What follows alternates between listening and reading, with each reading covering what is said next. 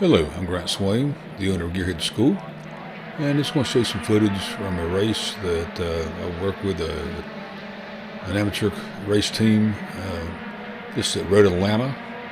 This is spring of 2021. I go along with Jim and his son.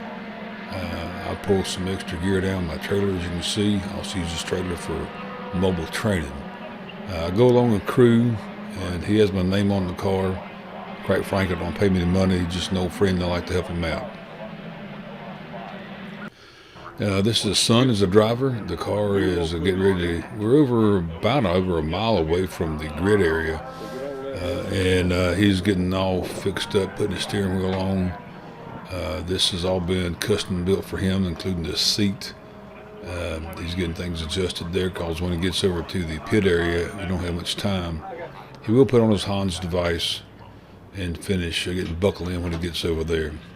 You'll see a GoPro in there pointing to the rear, pointing forward to see his hands and feet and gauges, and for review of the race. He's going to crank up now, and I'm going to follow him along. I have an e-bike I use when I'm promoting Gearhead School at parking lot events like Car and Coffees.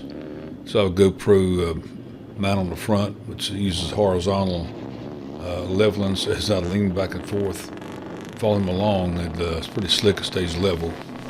I follow him over, like I said, the pit area. We're going across kind of a ridge of a long hill. We'll look at it from the bottom side. It's kind of interesting. The right-hand side is rolling grass and a couple of trees over there. This is where I used to come over 25 years ago, probably.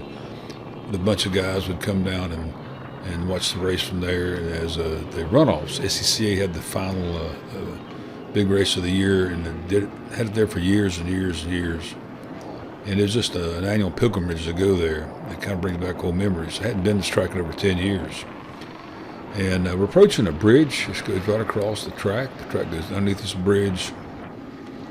Then it falls off real quick down the hill to the front straightaway. And we're getting ready to take a right. I'm kind of chasing the race car now over to the pit area. This hill is steeper than it even appears on video. And so the cars are actually, the track is almost 50 yards to my right, paralleling this same elevation change, which is easy 150 foot drop in elevation from the top to the bottom. And we're going back around, like I say, to the front straightaway. There's so many cars here that couldn't fit everybody in the main pit area, which is the area we're going into now. Amateur racing's neat. SCCA, you have IMSA races and all types of races here, but it's not. This is real more laid back. Everybody's supposed to be hobby. Of course, a lot of people have expensive hobbies. It's right down through the pits. I want you to look. This is supposed to be amateur racing. You expect, double axle, maybe open trailers with a car, strapped down in a pickup truck. But you start noticing on your left a twin axle enclosed trailer, a triple axle coming up, probably being pulled by dualies or $100,000 dualies. Enclosed trailers pulled by motorhomes, motor coaches. You'd be hard pressed to even find an amateur now showing up with an open trailer, which was 10, 15 years ago was the way it was. A lot of people showed up in a motorhome. The enclosed trailer was Bob Sharp Racing and the big factory teams. So here again, I'm chasing the car. He got a little away from me. He's going to go down and take a right and go down onto the grid area. This is where the cars are lined up to go out on the track and start the race. This is the first race of the day.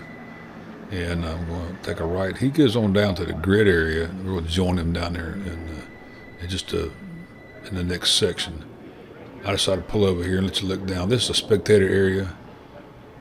This is overlooking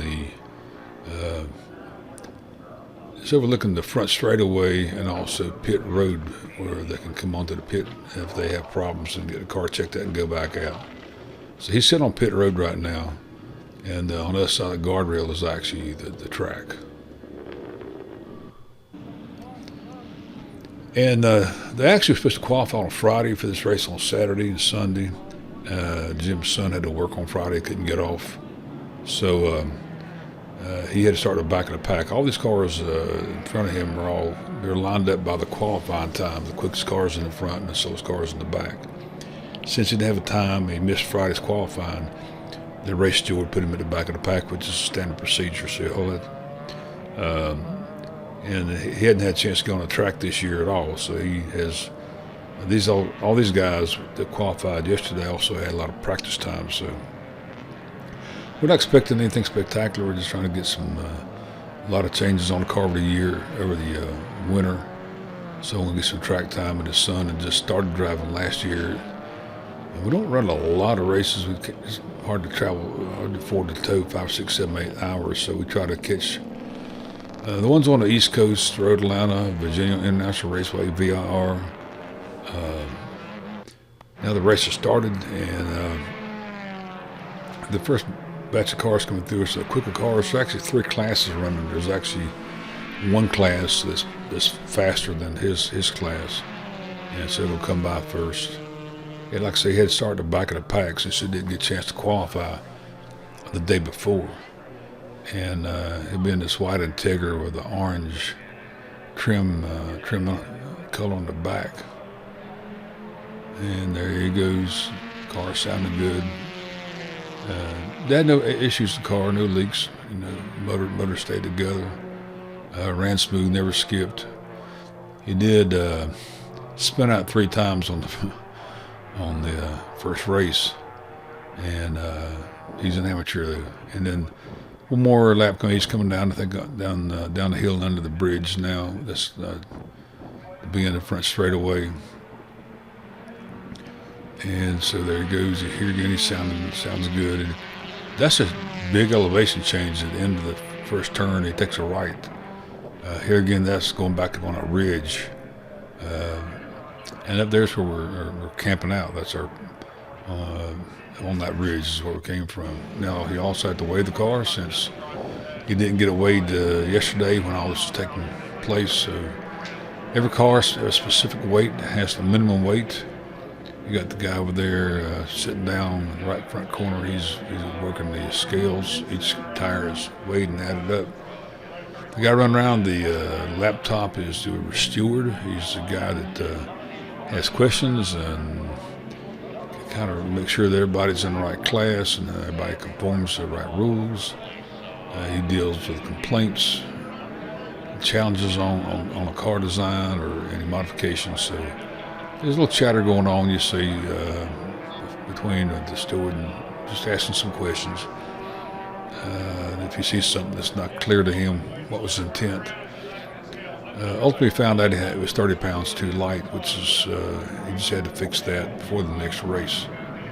So I had to bolt in 30 more pounds of weight to the floorboard. We carry extra weight. And the scales may vary a little from track to track, and then I was going to have a little weight laying around. And then at this point, he'll clear him and he can push the car off, and that's the end.